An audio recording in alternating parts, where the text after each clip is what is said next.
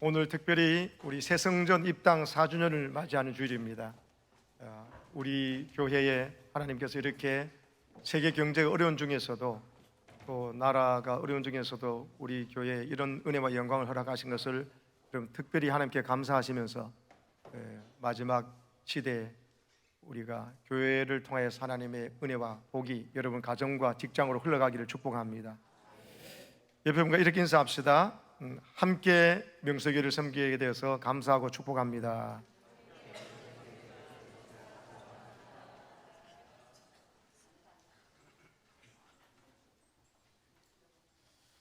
네, 오늘 새 생활의 열쇠 시리즈 설교 마지막 시간을 갖겠습니다. 7번째 시간인데 설교 제목을 함께 읽겠습니다. 시작. 신앙생활에 기쁨이 없고 답답할 때. 여러분, 예수님을 믿게 되어서 구주로 영접하는 기적이 내 삶에 일어났습니다. 그리고 예수님의 십자가 거룩한 사역 때문에 우리 모든 죄가 사함받고 하나님과의 관계가 회복되는 이 기적을 누리고 있습니다. 그래서 하나님 앞에 기도하면서 내 힘으로 아니라 하나님의 도움을 받아서 사는 기도하는 인생이 되었습니다. 그리고 하나님은 내게 말씀하시는 분, 침묵하시는 분이 아니라 자녀된 나를 그렇게 어여삐 보시고 나에게 가야 될 길을 보여주시고 친히 인도하시는 말씀하시는 하나님입니다. 그 말씀과 기도로 하나님과 이제 관계가 회복되고 그것이 우리로 하여금 믿는 사람들끼리는 서로 교제하지 않을 수 없는 이 넘치는 기쁨을 서로 나눌 수 있는 교제의 삶으로 불신자들 향해서는 가서 내 안에는 이 예수님, 이 기쁨을 말하지 않고는 절대로 참을 수 없는 이런 기쁨의 생활이 시작된 것이죠. 근데 이렇게 생활을 하는데도 불구하고 어느 순간에 오면은요, 신앙생활에 좀 재미가 없어질 때가 있습니다. 그리고 답답하다는 생각이 들어요. 이 기쁨이 사라져버린 거예요. 이때 이 원인 진단을 제대로 해야 됩니다. 미리 말씀드리는 겁니다. 이런 단계에 와 계신 분은 오늘 말씀을 더 집중해서 들으십시오. 그리고 신앙생활 시작했는데 그렇게 하는데 조금 지나다 보면은 앞으로 미리 예방주사를 주는 거예요.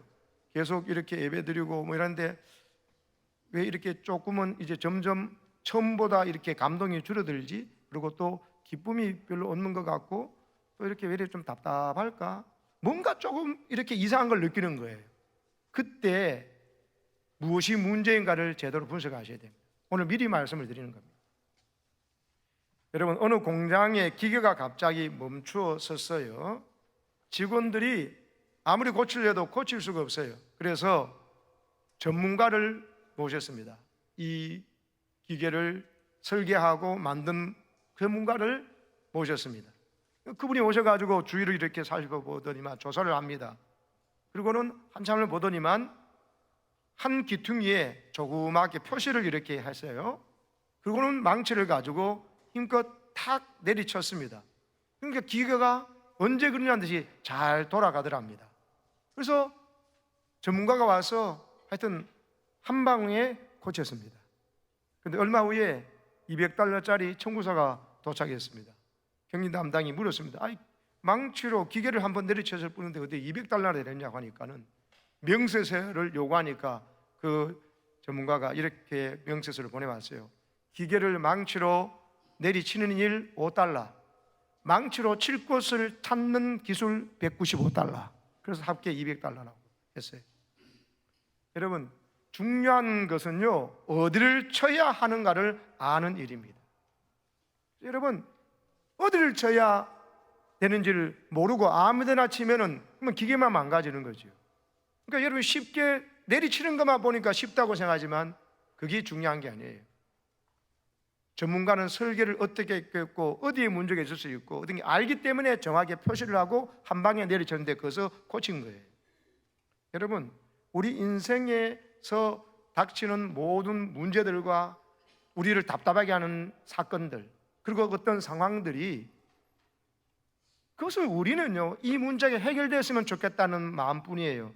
그리고 이것이 빨리 해결됐으면 좋겠다는 뿐이지 이게 도대체 어디에서 문제가 되어서 이런 일이 난지를 잘 모릅니다. 그때 전문가를 초청하셔야 돼요. 내 인생을 이 세상 가운데 보내기를 계획하시고 우리 어머니 아버지를 통해서 보내신 분이 계시잖아요. 지금 내 호흡을 이렇게 심장이 뛰게 하시고 호흡하도록 하시는 분이 계시잖아요. 내 의지로 지금 호흡하는 게 아니잖아요. 저는 그것만 생각해도 이미 답이 나오더라고요.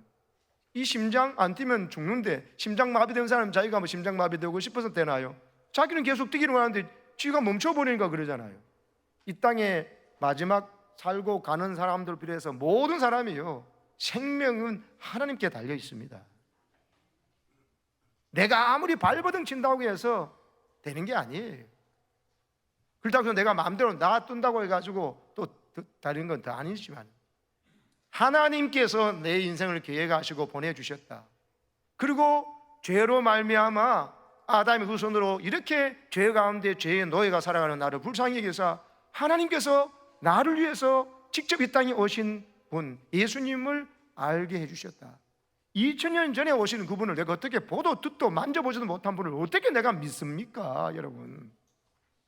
그런데 우리는 지금 신비한 기적을 체험하고 있잖아요. 한 번도 만져보지도 직접 보지도 못한 그분을, 더군다나 2000년에 태어난 내가 지은 죄를 위해서 예수님이 십자가 지시고 그 십자가를 믿으면 내 죄가 용서받는다는 사실을 믿고 있는 이 황당한 이야기를 믿고 있다고요. 조금도 의심 없이. 이건 성령의 역사가 아니고는 안 되는 것입니다. 그래서 여러분, 오늘 우리는 예수님을 구주로 영접해서 내 삶의 가장 중요한 중심축에 예수님을 모시고 살고 있다는 이 신비를 알고 놀라는 만큼 우리 삶의 기쁨이 회복되는 것입니다.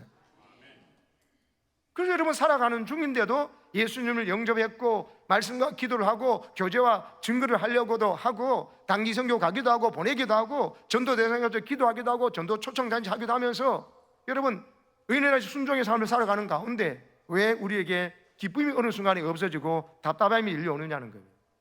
하나님께 나가면 답을 주신다는 거예요. 전문가에게 의뢰해야 됩니다. 내 삶을 이 세상에 던져주시고, 아니 사명을 줘가지고 나를 이 땅에 보내시고, 6남매 중에 막내로, 어느 사람은 외동 아들로, 딸로, 3남매 중에 둘째로 이렇게 보낸 뜻이 있어요. 그 하나님 앞에 나와서 문제를 아려고 할 때 하나님께서 내 인생에 어디에 문제가 있다는 것을 표시해 주시고 그것을 여러분 말씀 한 방으로 쳐서 고쳐줄 수 있음을 믿으시기 바랍니다. 여러분, 오늘 21절 말씀을 보면요, 왜 그런 문제가 나는지를 짐작할 수 있습니다. 21절을 보시기 바랍니다. 시작. 나더러 주여 주여 하는 자마다 다 천국에 들어갈 것이 아니요 다만 하늘에 계신 내 아버지의 뜻대로 행하는 자라야 들어가리라. 아멘. 주여 주여, 주의 이름을 부른 자는 구원을 얻으리라고 로마서 10장에서 말씀하잖아요. 근데 여기는 주여 주여 하는 자마다 다 천국에 들어갈 것이 아니래요. 그러면 이게 뭐 말씀이 모순되는 건가? 아닙니다. 주여 주여라고만 하는 거예요. 여러분, 주님께서 우리를 위해서 십자가에 지고 부활하셨다. 그리고 믿는 자들에게 구원을 주시고 또 성령까지 보내주신다. 그래서 네 마음대로 살아가는 것이 아니고 성령, 바로 예수님의 영이에요. 하나님의 영이 내 안에 들어와가지고 하나님이 나하고 대화하시고 하나님 내한테 모든 것을 생각나게 해주고 모든 것을 물면 가르쳐 주겠다고 하신 겁니다. 우리의 인생에 완전 성령 내비게이션이 장착이 되기 때문에 한 번도 못 가본 길을 할지라도, 여러분 내비게이션 어디 한 번도 못 가면 치면 인도받듯이 성령님이 우리 안에 와 계시기 때문에, 그래서 여러분 예수님께서 우리에게 성령 보내주고 그렇게 원하셨는데, 여러분 이런 삶 중에서 어떻게 우리의 삶에 계속 주여 주여라만 하고 있겠어요? 주님 주여라면 말씀하면 그 말씀하시면 그 말씀대로 순종할 줄로 믿습니다. 근데 말씀 보세요. 주여 주여만 하고는 아버지의 뜻대로 행하지 않는 자다. 그럼 말로 주여라고 불렀고 기도했고 말로 말씀을 읽고 들었고 설교를 들었습니까? 순종하려고 그랬던 거 아닙니까? 성령을 왜 보내주셨어요? 내 힘과 의지로는 순종하려고 그래도 며칠 못 간다니까요. 작심삼일이에요. 그러면 또 죄의 종로를 한다고요. 죄의 종로를 하다 주님 용서해서 용서받고, 또 죄의 종로를 하다 주님 용서해서 용서받고, 그러려고 교회 세우고 예배 드리는 게 아니라니까요. 그러면 옛날 생활과 거의 진배가 없어요. 동물로 드리는 제사를 예수의 피로 드리는 것 밖에 없는 것이죠. 구약 시대를 못 벗어난다고요. 아직도 이렇게 생각하는 사람들이 많다니까요. 주여 주여로만 해서는 안 됩니다. 주여라고 불렀으면 주님께서 살 길을 열어주셔서 말씀하면은 성령께서 주는 감동을 받아서 순종할 때 내 삶의 기쁨이 회복되고 하나님의 영광이 회복되는 것입니다. 더 이상 마귀의 종로로 하지 않고 하나님이 계획하신 삶으로, 성령이 이끄는 삶으로 살아갈 때, 지난번에 그림처럼 앞에서 끌고 뒤에서 밀어주고 막 땀을 뻘뻘 흘리면서도 하나도 안 기쁜 그런 삶이 아니고요, 앞에서 내가 애쓰고 노력하고 하면서도 나보다 앞서서 인도하시는 하나님, 성령께서 주시는 감동, 성령의 감동 덩어리인 말씀을 붙잡고 순종해 나가면 성령께서 이끄는 힘으로 성령의 바람이 불어와가지고, 그림 한번 내보세요. 수레바퀴, 성령의 바람을 따라서 저렇게 가지, 내가 막 끄는 인생이 아니라니까요. 저런 신나는 삶을 사는 것은 오직 하나, 순종이에요. 하나님의 말씀에 순종하는 생활, 성령의 이끄심에 따라 이끌림 받는 생활, 그것이 바로 성령 충만한 생활. 그게 성령의 힘으로 살아가는 거예요. 내 힘으로 살아가면 안 돼요. 내 꾀로 살아가면 계속 어려워집니다. 그래서 오늘 이렇게 많은, 오늘도 38명 이상이 매일 자살하는 거예요. 교회가 있고 말씀이 있고 성령이 있는데도 모르는 거예요. 근데요, 믿는 사람 중에서도 어느 생활하다가 어느 순간부터 여러분, 불순종이 내 삶의 습관이 되어지고 순종 안 하는 것이 별로 두렵지 않아지는 무서운 때가 옵니다. 이걸 느끼지 못하면 점점 어느 순간에 탁 고장나는 순간에 깨닫지를 못해요. 내가 왜 이렇게 기쁘지 않고 매사에 화가 나는가? 교회에 와서도 화가 나고 예배 드리는데도 안 기쁜가? 심각한 문제가 도래된 거예요. 그건 딴 게 아닙니다. 21절 답이에요. 내 아버지 뜻대로 행하는 건 없고 입으로만 주여 주여 그러는 거예요. 여러분, 주님을 부르고 난 다음에 말씀해 주시면 그 말씀이 내 살 길인 줄 알고 즉각적으로 순종하시기 바랍니다. 순종 안 하고 있으면 어떻게 되는지 알아요? 순종 안 하고 있으면 오늘 말씀에 은혜 받았다, 설교 들을 때 은혜 받았다고 그게 자기 믿음인 줄 착각하게 됩니다. 아직 순종 안 했어요. 감동만 받은 거예요. 자기가 착각하게 한다니까 내 믿음이 이만큼 컸구나. 아니에요. 지금 아는 것뿐이에요. 알면 그거 가지고 순종을 통해서 여러분, 하나님 주는 형통을 경험하셔야 됩니다. 순종할 때 기쁨이 온다고요. 하나님 뜻에 복종할 때 내 뜻으로 이해도 안 되지만 하나님은 나를 위해서 절대로 이상한 거 명령하실 분이 아니야 하고는 아브라함 같은 순종을 해버릴 때 하나님이 예비하신 선물이 주어진다니까요. 아들을 달라는데 순종해보니까, 복종해보니까 역시 하나님은 아들을 빼앗아가는 게 아니었어요. 준비된 순양이 있잖아요. 여호와 일에 하나님을 만나니까 기쁘고 즐거워서 바뀌어요. 그 다음에는 더 이상 뭐 순종하는 일에 계산이 없어요. 무조건 하나님께서 하라 그러면 하는 단계 나가니까 믿음의 조상 아브라함으로 저는 세워두신 것입니다. 오늘 우리도 믿음의 조상 아브라함의 후손이라고, 우리 원래 이방인이잖아요. 우리 아브라함 자손이 아니에요. 그런데 하나님은 믿음으로 살아가는 아브라함과 같이 하나님을 믿고 순종할 때 오늘 우리를 믿음의 조상 아브라함의 후손으로, 아브라함과 다윗의 자손 예수 그리스도의 세계에 초청하셔서 이제는 예수님이 내 안에 계시고 예수의 영이 내 안에 계신 이 신비한 삶을 허락해 주신 것입니다. 순종이에요. 순종 안 하니까는 입으로만 주여 주여 하다 보니까는 문제가 생긴 거예요. 어느덧 나도 모르는 사이에 불순종이 깊이 뿌리 내리는데, 여러분 꼭 그렇게 순종해야 됩니까? 목사님, 제 말이 아니고요, 하나님께서 꼭 주일 성수해야 됩니까? 꼭 찬양 예배도 드려야 됩니까? 꼭 뭐 이렇게 기도도 늘 해야 됩니까? 새벽 기도도 해야 됩니까? 예수님을 보세요. 예수님 같은 능력이 어려운데 예수님이 뭐하러 기도합니까? 근데 예수님이 새벽 미명에 한자한 곳에 가서 어제도 밤이 맞도록 수고하시고 식사할 겨를도 없이 밀려오는 환자를 고쳐주셨잖아요. 귀신을 쫓아내주셨잖아요. 근데 새벽에 예수님이 한자한 곳에 가서 아빠 하나님과 대화하시잖아요. 그거 보고 충격받아서 제자들이 기도를 가르쳐달라 할 때 우리가 하나는 주기도문을 가르쳐 주셨잖아요. 하늘에 계신 우리 아버지, 아버지 이름을 거룩히 여김을 받기를 원합니다. 뜻이 하늘에서 있는 것처럼 땅에서도 이루어지기를 원한다고. 오늘 우리에게 필요한 양식을 주시고 우리가 시험에 들지 않게 해달라고 기도 가르쳐 주셨잖아요. 사랑하는 여러분, 예수님께서 오늘 보여주시는 순종의 삶, 순종 쉽게 잘하라고. 너무 순종이 어려우니까. 왜? 옛사람 옛날 기질 가지고는 순종이 어렵거든요. 근데 순종이 쉬우라고, 순종을 즐겁게 하라고 성령을 보내주셨으니, 성령 보내주신 이유가 방언만 하라고 한 게 아니에요. 방언은 성령이 주시는 수억 천만 가지 중에서 하나뿐이에요. 하나님과의 대화를 깊이 하고 방언하다 보니까 기도의 시간이 깊어지고 길어지다 보니까, 여러분, 참기름집에 가셔도 참기름 고소한 냄새가 1분 있다 나온 사람하고 1시간 있다 나온 사람, 24시간 있다 나온 사람하고 옷에 어떤 게 배기겠어요? 그런데요, 하나님 앞에 가가지고 기도로 있으니까 하나님의 은혜와 영광이, 또 하나님 뜻이 깨달아지는 것이 깊어지고 많아질 줄로 믿습니다. 그런 삶에 초대받은 거예요. 그래서 여러분, 순종을 통해서 여러분, 하나님 앞에 우리의 기쁨이 회복되고, 답답했던 삶의 순종을 통해서 여러분 시원한 삶이 전개되는 이것을 누리시기를 축복합니다. 여러분, 오늘 말씀에서 보면 이해 안 되는 부분이 있죠. 내가 주의 이름으로 선지자 노릇했습니다. 내가 목사님, 하나님 목사했지 않습니까? 제가 장로였지 않습니까? 그런데 주님의 이름으로 심지어 귀신도 쫓아내요. 축사도 했어요. 그리고 주의 이름으로 많은 권능을 했다 보니까는 권세 있고 능력 행동이 뭐겠어요? 예언도 하고 병든 자를 위해서 기도해서 병이 낫게 되는 신의 은사도 베풀었다는 거예요. 요즘 그런 사람 목사 하면은 사람들이 막 떠받들고 하겠죠. 근데 주님은 그 사람의 생활을 보셨어요.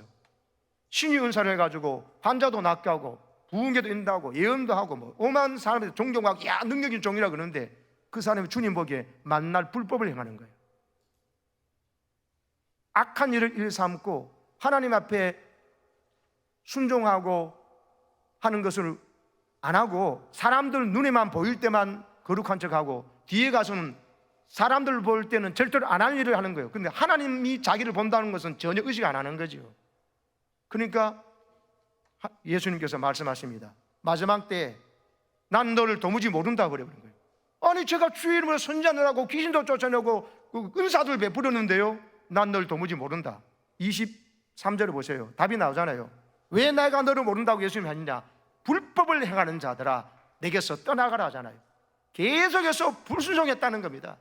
불순종을 넘어서 강팍한 마음으로 사람 눈만 의식하지, 나중에 사람 눈도 의식 안 해요. 내가 이런 은사가 있는데, 능력이 있는데, 이렇게 하니까는 여러분, 불법을 행하는 자다 나를 떠나가라. 계속해서 불순종하고 완고한 마음으로 하나님 앞에 불순종이 얼마나 무서운지를 모르고 겁없이 지냈던 자, 은사는 그들에서 나타나는지 모르겠지만 하나님은 그를 버리신다는 거예요. 사랑하는 여러분, 이 말이 하나님께서 우리에게 겁주려고 하는 말이 아니에요.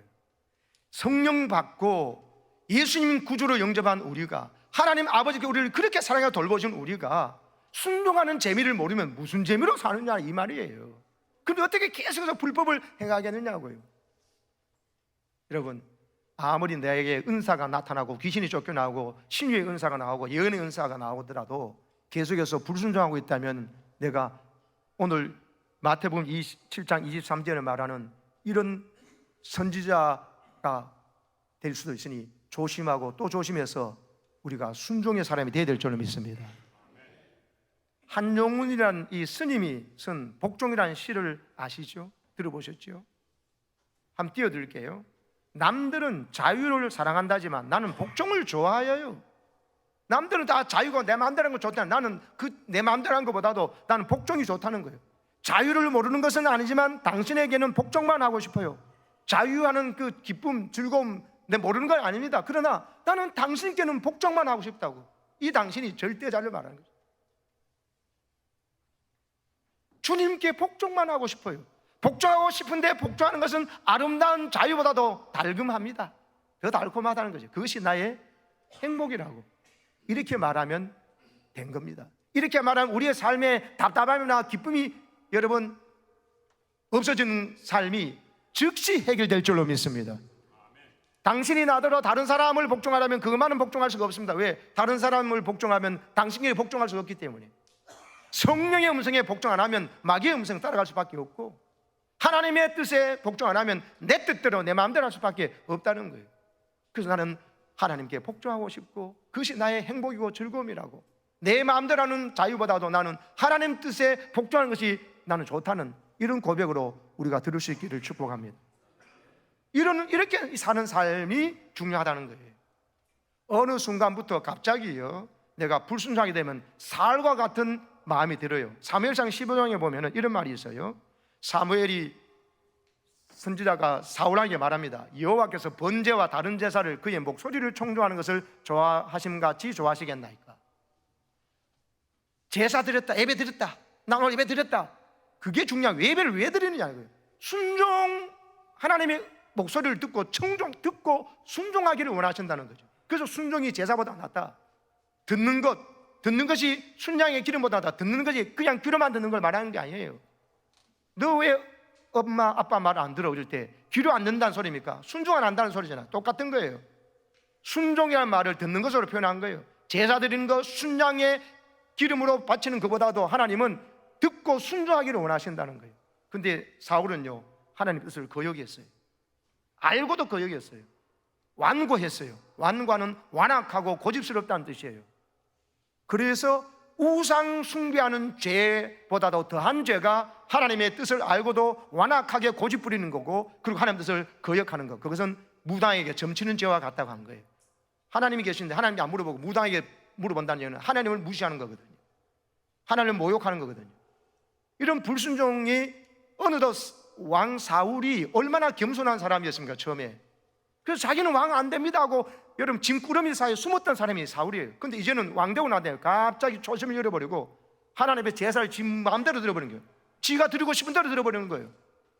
블레셋과의 전쟁에서 이 사무엘상 15장 이전에 13장 이미 사울은 무너졌다고요. 예배에 무너졌다고요.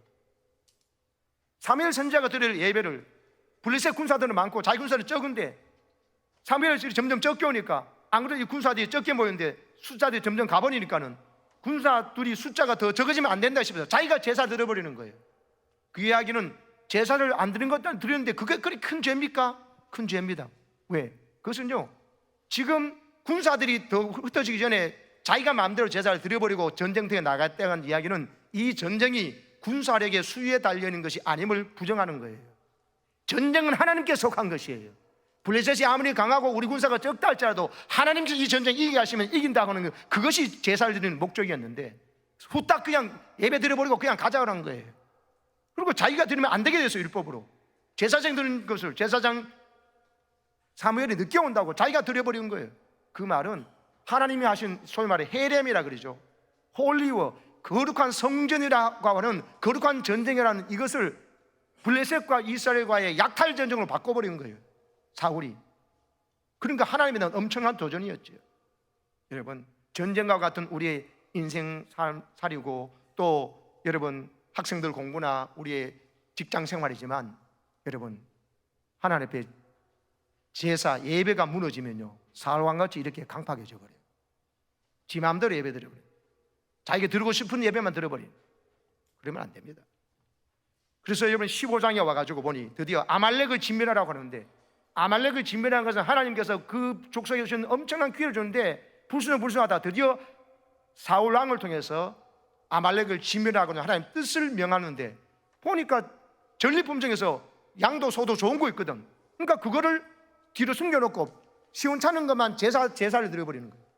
왜 이랬냐 그러니까는, 저는 제대로 하려고 하는데 백성들이 자꾸 뭐 이래가지고, 이게 망하는 사람들의 특징이요, 남 탓하는 거예요. 왕이면 자기가 백성 들으면 그러면 안 됩니다, 하나님께서 다 바치라 그랬고 이것은 진멸하라 그랬잖아요 했는데, 자기가 좋아하는 건 다 빼돌려 놓고는 병든 거 임금만 바치면서 왜 그러냐는 거야. 아이고 잘못했습니다가 아니라 백성들이 그래가지고 뭐 저는 그러려고 마음이 없었는데. 그러니까 사울이 이런 소리 듣는 거예요. 거역하는 거, 완고한 거, 그거 당신 우상 숭배보다 더한 죄를 지렸다. 왕이 여호와의 말씀을 버렸기 때문에. 사울 왕 당신은 하나님의 말씀을 버렸다. 그래서 여호와께서 왕을 버려서 왕이 되지 못하게 하셨다. 이런 끔찍한 선고를 받게 된 거예요. 여러분, 사울 왕은요, 자기 왕위를 여러분 하나님이 버리게 하신 게 아니에요. 자기가 그 왕위를 버린 거예요. 하나님의 말씀을 버렸기 때문에. 하나님의 말씀을 버리는 것이 얼마나 무서운 줄을 모르고 있는 거예요. 우리는 깨닫겠습니다. 내 불순종이 하나님 주신 엄청난 은혜와 영광을 차단시킨다. 기쁨이 없고 답답하거든 속히 하나님 말씀에 순종하시기를 바랍니다. 버렸던 말씀을 붙잡으세요. 그러면 금방 회복이 됩니다. 여러분, 우리가 자만 못하는 게 다윗 왕도 사무엘하 12장에 보면 똑같은 실수를 합니다. 다윗은요 충신 우리아의 아내를 범했어요. 간음죄를 범했어요. 그거 숨기려고 우리아를 와가지고 자꾸 집에 자게 합니다. 왜? 애 임신했다고 그러니까는. 그 죄를 숨기려고. 그 소리 들어도 회개하는 게 아니라 다윗마저도, 이렇게 경건한 다윗마저도 보세요. 죄를 한번 범죄하니까 그 다음 죄는 더 큰 죄를 저질러가지고 그 죄를 숨기려고 충신 우리아가 집에 가라니까, 내 부하가 전쟁터에 있는데 내가 어떻게 편안하게 집에 가고 아내하고 잠을 자겠냐고. 안 들어가잖아요. 몇 번이나 그래도 안 들어가네. 그러면 내가 지은 죄가 하나님께서 회개하라고 그러는 거다, 숨겨서 안 되구나 하고 하는 게 아니라 다윗은 더 큰 죄를 지었잖아요. 충신 우리아를 전쟁이 가장 치열한 곳에 가서 지도서dom을 그냥 전사한 것처럼 만들어버리라고 편지를 써가지고 그것도 우리아의 손에 들려보내잖아요. 이렇게 사악하고 나쁜 놈이 다윗이에요. 다윗같이 훌륭한 사람, 우리보다 훌륭한 사람이 그랬다면 우리는 어떠하겠습니까? 한번 불순종하기 시작하면요 겁납니다. 여러분, 지도서dom을 죽어서 우리아를 죽여버렸어요. 장군의 미망인이 있어요. 마치 선행을 베푸는 것처럼 충신 우리아의 아내를 거두어서 다윗이 드니까 백성들보다 오히려 다윗은 더 칭찬드려요. 이야, 우리 다윗왕 정말 대단하시다. 충신 우리아가 전사했는데, 명렬히 전사했는데 그 아내를 저를 거두어서 저렇게 되는 거 봐. 속으로는 어떻습니까? 구역질 나는 행동을 하고 있으면서도. 그런데도 못 깨닫잖아요. 해결 안 해요. 해결 안 하니까 나단 선지가 직접 갑니다. 가가지고 다윗왕에게 예화를 합니다. 100마리 양이 있고 한 마리 양 기르는데 100마리 기는 양집 손님한테 손님 대접을 자기 100마리 양집 하나 안 하고 옆집에 하나뿐인 양 있는 그 사는 거 빼앗아가 이 사람 손님 대접합니다. 그 놈을 당장 죽이라고. 자기 이야기인 줄 몰라요. 예화를 들어도 설교를 들어도. 이 정도로 여러분 완고해지고 불순종이 있으면 무서워진다는 것을 말하는 거예요. 여러분, 불순종의 영이 임하지 않도록 즉각 회개하고 회개할 기회를 놓치면 이렇게 다윗처럼 강팍연단을 깨닫고 우리가 하나님 앞에 순종으로 또 즉각 회개하는 날로 나아가기를 축복합니다. 사무엘하 12장 9절 보십시오. 이걸 선지자가 말한 거예요. 그래 한때 어찌하여 네가 여호와의 말씀을 업신여기고 나보기에 악을 행하였냐. 내가 햇사람 우리아를 네가 죽이고 그 아내도 빼앗았다. 그리고 10절에는 네가 나를 업신여기고 말합니다. 다윗은 생각해요. 난 하나님 업신여긴 적 없습니다. 나는 하나님의 말씀 업신여긴 적 없습니다. 하나님의 말씀 얼마나 중요한데요, 귀한데요, 이렇게 했을 겁니다. 근데 행동이 하나님의 말씀을 업신여겼고, 그것을 하나님은 하나님을 업신여기로 간주했다는 이야기예요.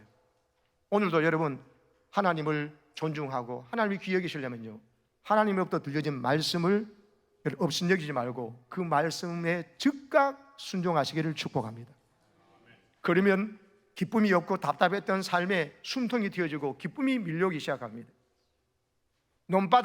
비가 안 와가 논바닥이 쩍쩍 갈라져가지고 막 그냥 힘든 내 삶에 순종의 물결이 들어올 때요, 그 논바닥이 거북이 등처럼 쩍쩍 갈라진 곳에 물이 들어오면서 눅눅해지기 시작하고, 여러분 사람이 너그러워지기 시작합니다. 은혜가 임하니까요. 순종 때문에 그렇습니다. 여러분,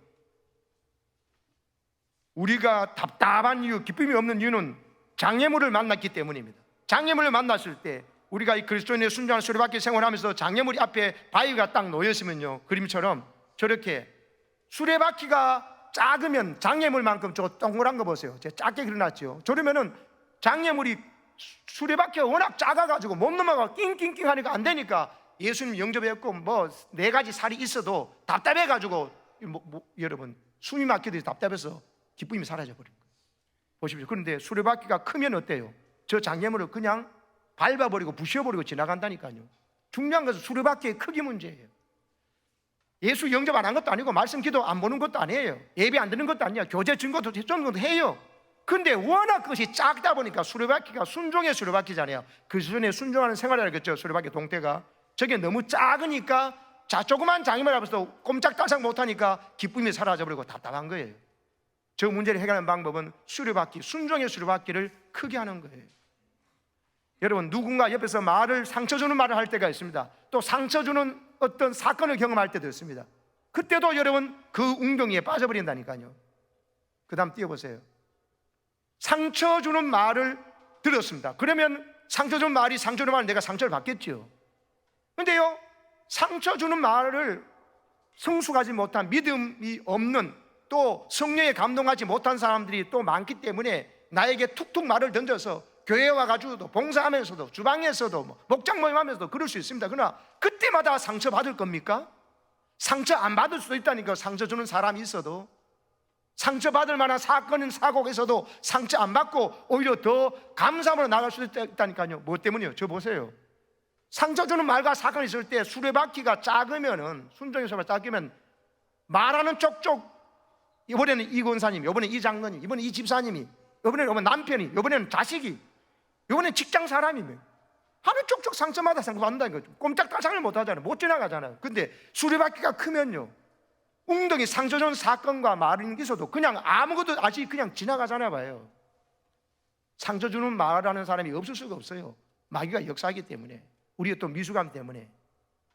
그런데요, 내가 순종의 수레바퀴가 크면은 여러분, 상처 주는 말을 들어도 여러분, 상처가 될 만한 사건과 사고가 일어나도 상처 없이 오히려 하나님의 영광을 노래하면서 기쁨으로 전진할 줄로 믿습니다.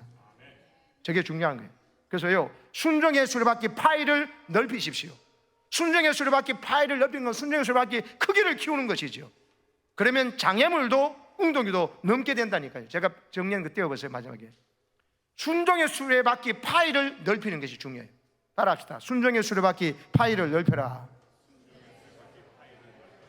크게 하라는 거. 순종을 요만큼 기도하고 말보고 짜끔짜끔 하지 말고 더 깊이, 더 많이, 한 번 더 예배하고 한 번 더 하나님의 기도도 드리고 수요일 예배도 도전해 보시고요. 세례교회는 기본 의무잖아요. 중직교 여러분, 정신을 차리십시오.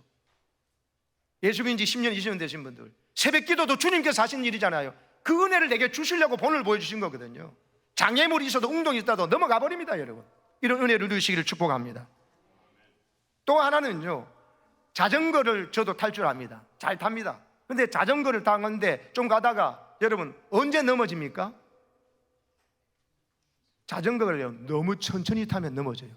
저도 좀 천천히 타는 실력도 있지만, 그러나 거의 못 가고 중간이지만 어느 정도는 한 1, 2초는 제가 서 있을 수 있습니다. 그러나 계속은 못 서 있습니다. 넘어져 버려요. 순종의 속도를 내지 아니할 때, 순종해야 될 거 알아, 말씀도 깨달아서, 근데 순종을 아직 안 하고 순종이 멈춰져 있잖아요. 그러면 넘어진다니까요. 왜 그 사람이 넘어지냐 보세요. 순종을 해야 되는 거 알아. 그런데 순종을 안 하고 정지가 됐으니까, 순종이 정지가 됐으니까 잠깐은 1, 2초는 견디지, 계속 있으면 넘어져 버려요.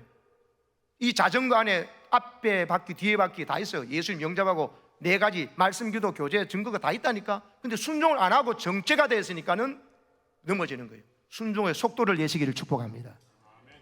처음 자전거 가르칠 때도 타는데 어느 정도 속도 낼 때까지 뒤에서 아빠가 잡으면서 제가 하연히 자전거를 30분 만에 가르쳤습니다.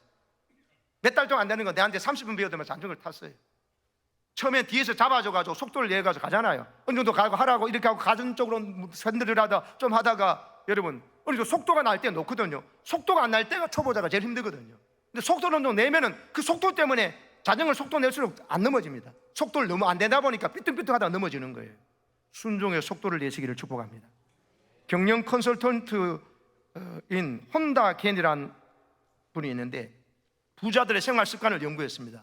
일본의 국세청 고액 납세자 명단을 확보해가지고 그 중에 백만장자 12,000명을 명단을 확보했어요. 인터뷰를 했습니다. 직접 설문조사했습니다. 그 조사에서 밝혀진 부자들의 재미있는 특성이 하나 있더랍니다. 고액 소득자일수록, 그러니까 연간 버는 거에 연봉이 많으면 많은 사람일수록 설문조사에 대한 응답 시간이 빠르더라는 거예요. 부자들이라서 한가해서 그럴까? 아니었어요. 그들은 어차피 해야 될 일이라면 빨리 처리하는 것이 여러모로 유리하다는 사실을 체험을 통해서 알고 있더랍니다. 바쁜 일상 속에서도 신속하게 결정하는 습관이 몸에 배어 있더라는 것이에요.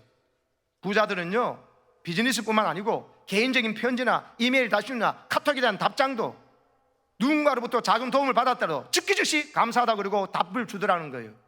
근데 이 카톡을 보내는데 이게 뭐 1시간 지나도 하루가 지나도 이틀이 지나도 답이 안 온 사람이 있잖아요.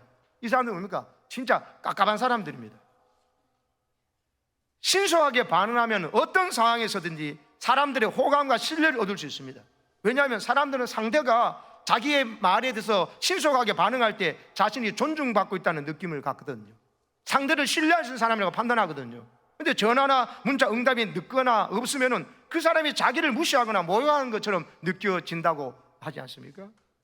실제로요, 뭐든지 빨리빨리 해치우는 사람도 싫어하는 사람이 요청을 하면요, 일부라도 늑장을 부리는 게 마련이잖아요. 또 궁뎅이처럼 게으른 사람도요, 정말 좋아하는 사람 앞에서는 갑자기 반응 속도가 빛의 속도로 빨라지거든요. 그러니까 하나님께서 그러면요, 내게 뭔가를 말씀하셨는데 그러니까 빛의 속도로 금방 반응한다는 것은 이 사람이 하나님을 존중하고 있고 사랑하고 있다는 증거예요.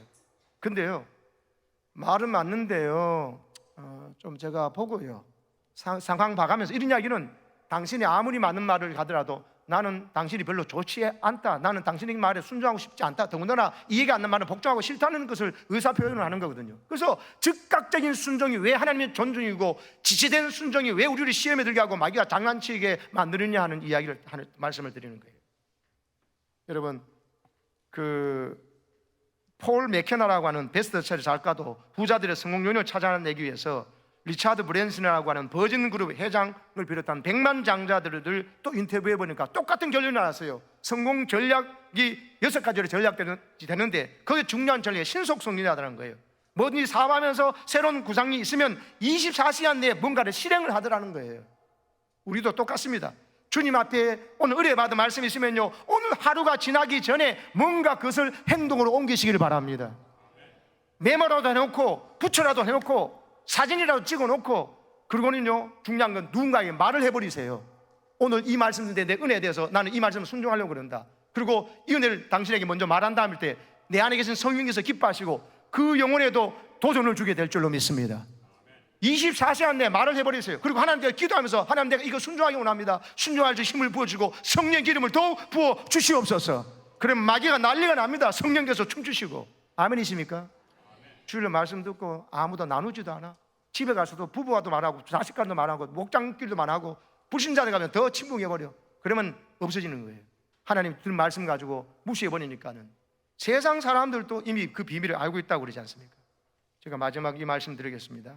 미국의 뉴욕의 맨하탄에 가면은 이 센트럴 파크라는 게 있습니다. 정말 가로 800m, 세로 4km 정도 되는 길쭉한 직사각형 모양의 저 센트럴 파크이 저 금사라기 땅 뉴욕 맨하탄에 있지 않습니까? 여러분, 저거를 처음에 지으려고 그랬을 때 그때가 1870년도 말입니다. 이 금사라기 땅에 빌딩을 저리 지어도 모자란 판에 어떻게 이렇게 저렇게 넓은 곳을 뭐 호수도 있고 사람 운동할 수 있다면 숲을 조성하려고 그러냐 하면서 반대하는 사람, 그래서 빌딩이나 그걸 더 만든 게 낫다. 이 귀한 땅 여기는 한 사람, 어떤 사람은 아니다 그래도 사람들이 때로는 이 도심 가운데서 와서 쉬기도 하고 묵상도 하고 명상도 하고 또 성경도 읽고 운동도 하고 해야지 하면서 있었는데 서로 논쟁에서 짓자마자 난리가 났는데요, 디자이너 프레드릭 옴스테라라는 사람이 한마디 말하고 결론이 났어요. 뭐라고 했냐? 지금 이곳에 공원을 만들지 않는다면, 지금 이곳에 센트럴 파크를 만들지 않는다면 100년 후에는 이 넓이에 정신병원이 필요할 것이라고. 지금 이 세계 금융가가 월스트리트가 저기 있잖아요. 그래서 돈 하면서 돈 벌어야 되는데 돈이 필요한다 하면서 그러면 사람 미친다는 거예요.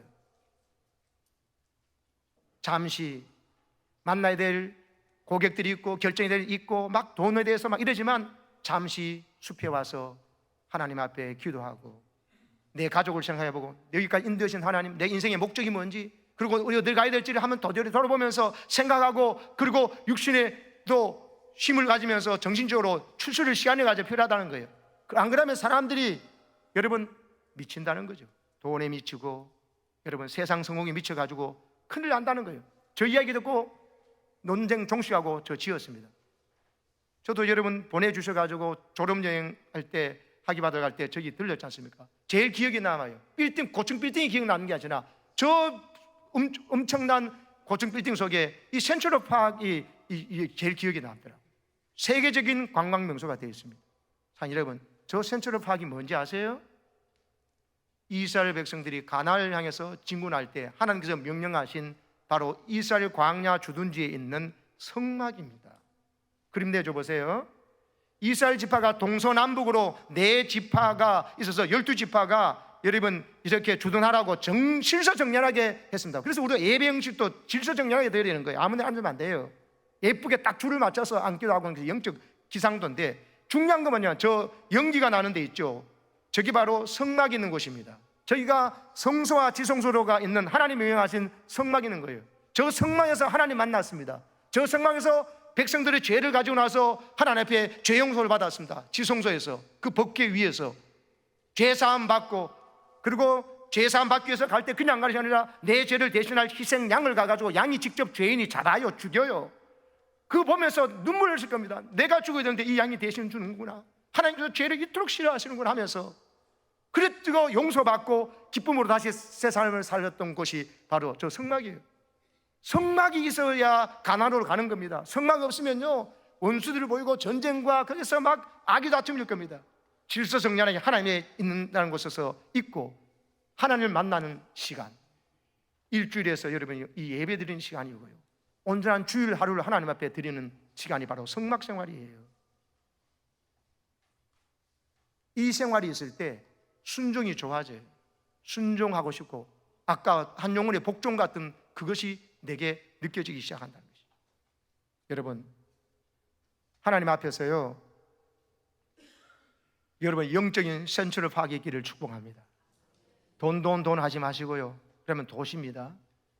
여러분, 하나님 말씀, 기도, 그리고 사랑하는 목장 식구들과 불신 영혼들 생각하면서 하나님의 좀 더 순종의 파일을 크게 하시고 순종의 속도를 내시고요, 그리고 무엇보다 하나님 자꾸 생각하는 성전에 와서 한 번 더 기도하고 한 번 더 예배드리고 한 번 더 주님의 마음을 생각하면요, 이 성막에 찾아와야 가나안을 진군하는 거예요. 안 그러면 성막이 움직이지 않습니다.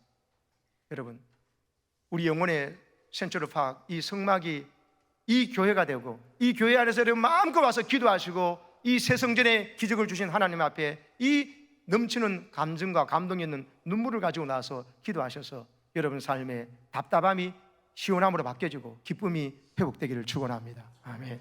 이 찬양